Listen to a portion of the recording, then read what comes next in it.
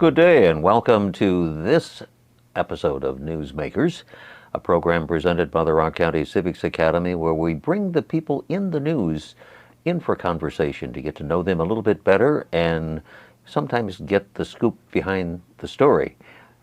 Joining me in the studio today is Linda Ross. She is a member of the Town of Beloit Board of Supervisors. Yes. And Linda, welcome.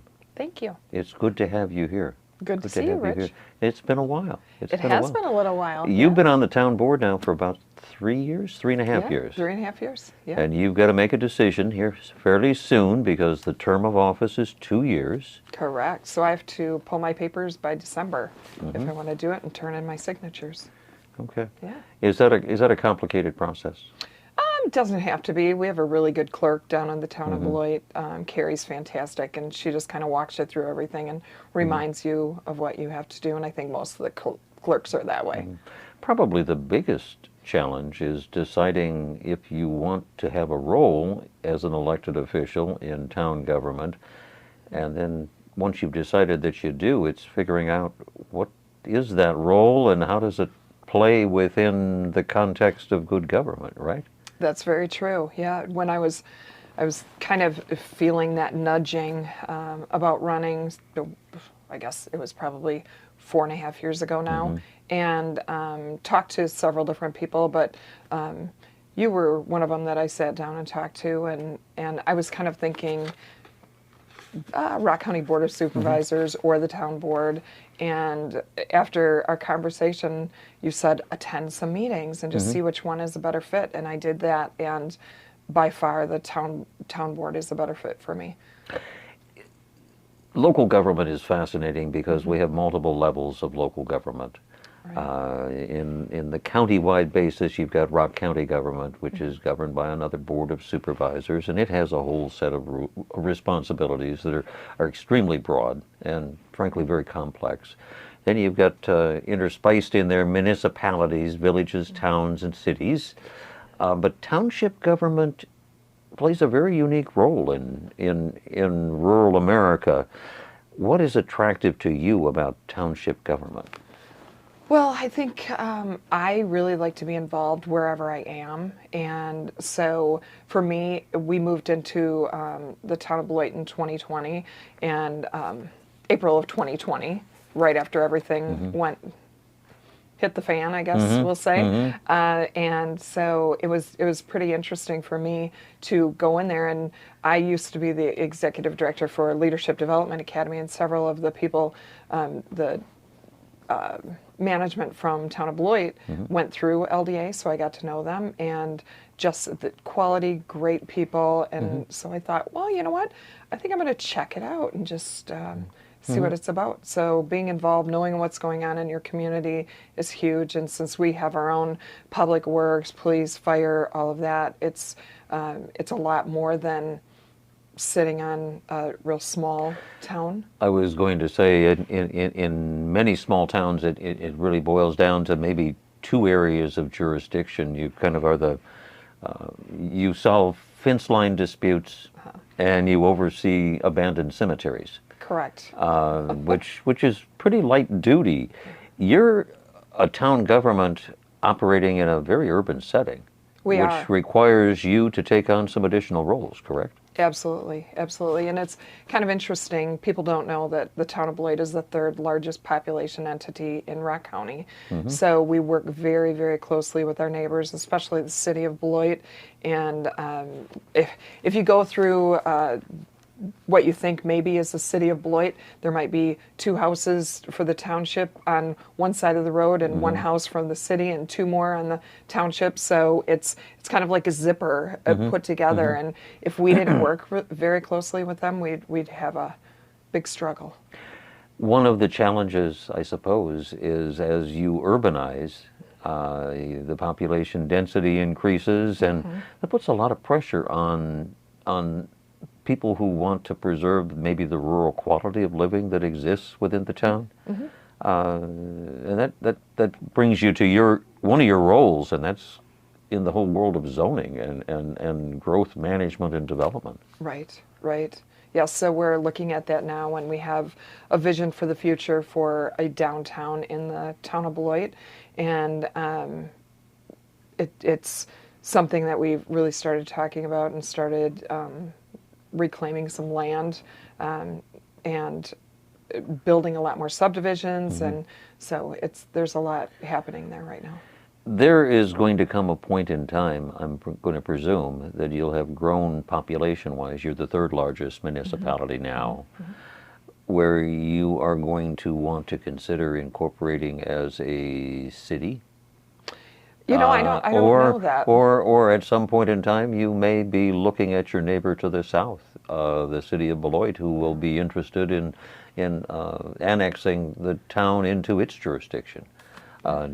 How do you deal with those sorts of long-range visionary issues that are on the forefront? Well, I think right now we're dealing with what we have going on with building the, housing. There's such a lack of housing, so we're really on the forefront of that and building. And so I think we just take it one step at a time and see how everything plays out. You can't really make those decisions until you're there, I think. You mentioned housing, and it's a challenge all over the county. Absolutely. Housing in all price ranges. How is the town actually dealing with the housing challenges that you face? Well, we have, I believe it's 6 subdivisions going in right now, and it's new housing, so they are priced. The price points are higher than some of the other existing homes, but we're trying to bring in professionals and have housing for some of the school teachers, the firefighters, the police officers. Since we're growing so much, we really need more professionals in our area. And so since Beloit doesn't have that much space to add on, we really are working very closely with them. We're going to be visiting with the Economic Development Director from Beloit in another one of our programs, and he will be talking a lot about what Beloit is doing in the housing arena. Sure. Being that you are their absolute next door neighbor, and frankly, I think you're pulling as many building permits for new housing as the city of Beloit is pulling in the course of a year. That kind of demands a lot of coordination, does it not?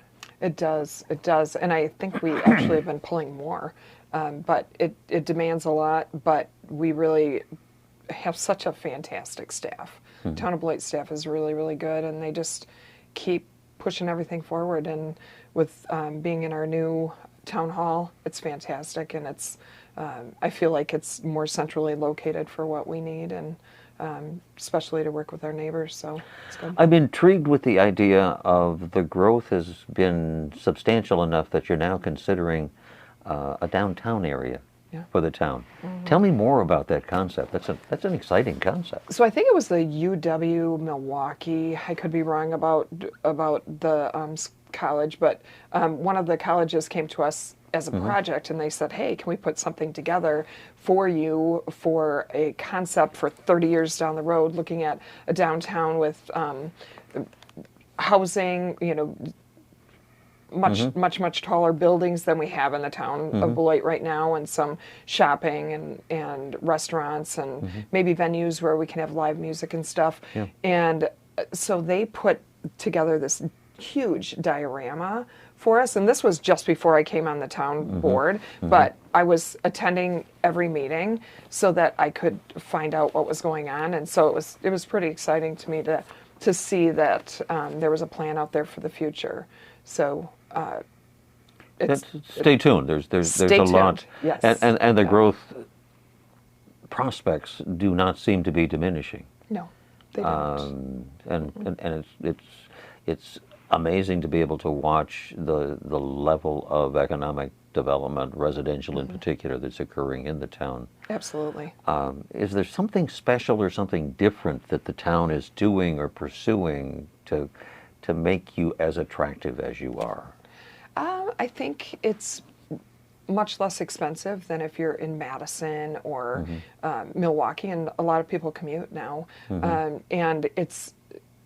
downtown Beloit is just fantastic. It has a lot going for it, and with the river frontage going through, and a lot of different, boating and kayaking, sports opportunities, water sports.